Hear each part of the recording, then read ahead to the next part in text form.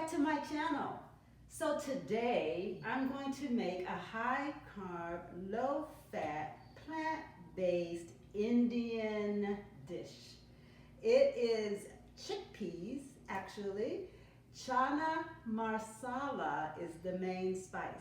So what we're going to do first is we're going to have a cinnamon stick, 2 bay leaves, some cloves, some cardamom, and actually Hclf is a YouTuber that has all these ingredients. I think the cardamom might have been a seeds. I didn't have seeds, I had powder, and some cumin. I didn't have seeds for that either, just powder. So we're gonna go ahead and roast this to give it the flavor that the Indian cuisine uses so much. You can kind of hear it sizzling. And this will just take a few minutes. I had my wok kind of on high for a little bit, so it's roasting really nicely right now. Smells amazing. Once you see your herbs, spices start to brown, and a little bit of popping if I had more seeds, you know it's time to add in the next ingredient, which will be, I chopped 1 whole onion, a medium-sized onion. I think what I'll do, and I saved the aquafaba, which is really just garbanzo beans juice. I'm just gonna add a little bit. We're not using any oil, if you can believe that. Now I'm gonna add the onion. I also I chopped up about 7 cloves, or just minced, 7 cloves of garlic and some ginger, maybe about 2 inches of ginger. So what we want to do with this onion is let it stir fry for about, I don't know, 3 to 5 minutes. You want it to caramelize. I'm going to turn up the heat on high while I do that because we want this to cook a little faster than what it's doing right now. And I'm also going to add in my garlic and my ginger, but not right now. Once I caramelize my onion, we'll go ahead with the rest of the recipe. All right, everybody, I'll be back. Okay, everybody, sorry I'm a one-man show right now, so you'll see me crossing around. So my onions are caramelized nicely. I'm gonna go ahead and add in my ginger and garlic paste. I'm gonna let that mix in for about a minute. The smells are amazing, because I don't know about you, but if you are going without fat, you need the stuff to taste and smell good. I mean, it needs to excite the palate, right? So, when my pan or your wok gets to where it's too dry, just add a little more of your aquafaba or chickpea liquid. That's fine, you can do that. It's been about a minute. At this point, you have chopped tomatoes. I use canned. The YouTuber that I borrowed the recipe from used, I don't know, several Roma tomatoes. I just used a 15-ounce of fire roasted diced because that's my business. Borrow a phrase from one of my favorite YouTubers. So I'm going to go ahead and saute my diced tomatoes because it saved me some time. We're going to blend all of that deliciousness together. Now, to save myself even more time and not waste yours, I went ahead and measured out the spices. I'm not that familiar with all of the spices, but I left them so we can go through it together again because I just couldn't remember all the names. But we used a half a teaspoon of turmeric. I used a half a teaspoon of coriander powder. Also half a teaspoon of cumin, a dash of salt, and black salt, which I don't know if you've heard of it, but if you have an Indian market, grab yourself some of that. And the star of the show, Chana Masala, this was 2 teaspoons of that. So we're gonna go ahead and add our spices. And when I tell you it smells fantastic in here, I'm not exaggerating. Yummy, yummy. These are chickpeas like you've never had chickpeas before. Mmm, mmm, mmm. So yes, we're gonna go ahead and mix all that together. It's the spices. It's the spices, y'all. It's the spices. Okay, so I have about 2 cups of canned chickpeas. I'm gonna go ahead and add that in here now. I understand that the Chana Masala, if you can't find it, is nothing more than curry powder. So, an FYI, I'm gonna go ahead and mix the mixture together with my chickpeas. To this, I think I will turn my wok down to the low and add about a cup of the aquafaba.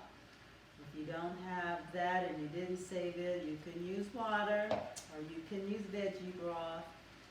Not a problem. So, we're gonna let this cook for about 25 minutes. I'm looking at my clock over there, maybe a half an hour.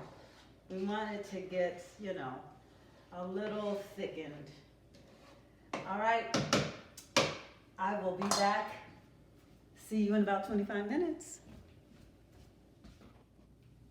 Okay, so while my chickpea curry is still simmering, I am going to have with this dish a side of brown rice, and I'm going to air fry a small head of cauliflower. It's going to be so yummy, and I think I'll throw in some spinach as well. So it'll be the chickpea curry, and it's going to be some rice. So that's your starchy portion of your meal. And then for the non-starchy veggies, I have in here maybe a couple tablespoons of curry and a tablespoon of cornstarch or whatever flour. If you prefer not to use that, then rice flour, almond flour, whatever. I'm going to spray it with some non-fat spray oil, and then I'm going to put it in my air fryer for about 15 minutes at 400. So when everything's all done, I will come and show you my plate. Oh, by the way, I did decide to put some cilantro leaves in my curry as it's simmering.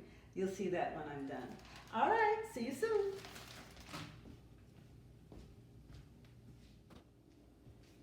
All right, my meal is prepared. Okay, look at this, y'all. I mean, seriously, doesn't this look amazing? We have the chickpea curry, which is called Chana Masala, I believe I'm pronouncing that right. I have brown rice. So half my plate here is the starchy, and then I have a bunch of spinach, but it doesn't look like it because I steamed it. And then remember, I was doing the air fryer cauliflower. So yeah, this is going to be so good. This is a recipe you need to keep because if you're on high carb and you're not getting much fat, you kind of need the flavors. And when I tell you my kitchen smells like you're in India and it's yummy, I'm not exaggerating. I forgot to tell you, I did add in some vegan heavy cream, just to give it a little bit more creaminess and to bring the flavors out more. You can do that if you like. The fat on it is minimal compared to the servings. All right, I'll see you next time. Have a great... Hey, welcome back to my channel. So tonight I'm making a vegan jambalaya. What I have in the Instant Pot is 1 bell pepper, a yellow onion, 4 cloves of garlic, and I just added about 4 tablespoons of veggie broth to keep it nice and low fat. So to that, I'm going to, did I say I had 3 ribs of celery? I do. All right about now, this has been about 5 minutes. I'm going to go ahead and add 1.5 cups of white basmati rice. Don't miss it. So I'm going to add that in there and kind of toast it just for a couple of minutes. Once I do that, I'll be right back. All right, stay tuned.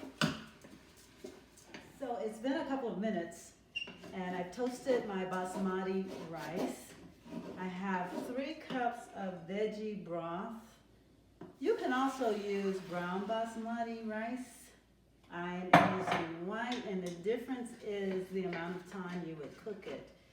I will link, if I can remember, I will link the recipe. You're gonna want this recipe for the cooking times, okay? So to the rice, I'm going to add, I have 2 packages of field roast Mexican chipotle vegan sausages. So I've already chopped these off, chopped them up, and then made little half moons with those, okay? We're gonna add that in there. I have a 15-ounce can of diced red tomatoes. I bought, not the regular ones, I bought the, can't remember. I think they're like the smoked, smoky canned diced tomatoes. You can do the regular if you'd like. To that, I'm gonna go ahead and add 2 tablespoons of Cajun seasoning. And after that, we're gonna do some smoked paprika. Now, I use 2 tablespoons. You can use less, you can use more. Make it your own. And then, no, not tablespoons of the smoked paprika, 2 teaspoons, because that would have been too much. 1 to 2 teaspoons. So just give it a nice little smoky flavor. And then you're gonna just do your own thing. I'm gonna add a little onion powder to this, just a sprinkle. And garlic powder. Just a bit of garlic powder. And salt and pepper. You don't need salt if you are salt restricted. But you know what? Seasoning is personal. Do what you do and then taste it later and adjust. So I'm going to go ahead and stir that together. Then if you have your Instant Pot by now, you should have turned it off of the saute mode. If I didn't mention it before, to do your veggies, you did need to put it in the saute mode. And then when you added the rice, it was still in the saute mode.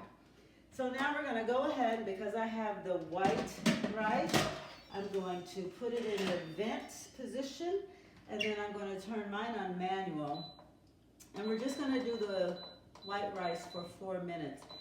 And after that, after it's cooked for 4 minutes, it's going to natural release for 10, and you'll have a perfect dish.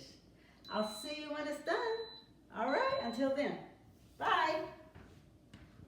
Oh, it's done. Here it is. So if you notice, there is some corn that I added because it's a bit spicy for a couple of my family members, maybe even myself. But the tomatoes I used was fire roasted, which added just a bit more kick to it. So I already tasted it. It was fabulous, so yummy. So you need to do this recipe.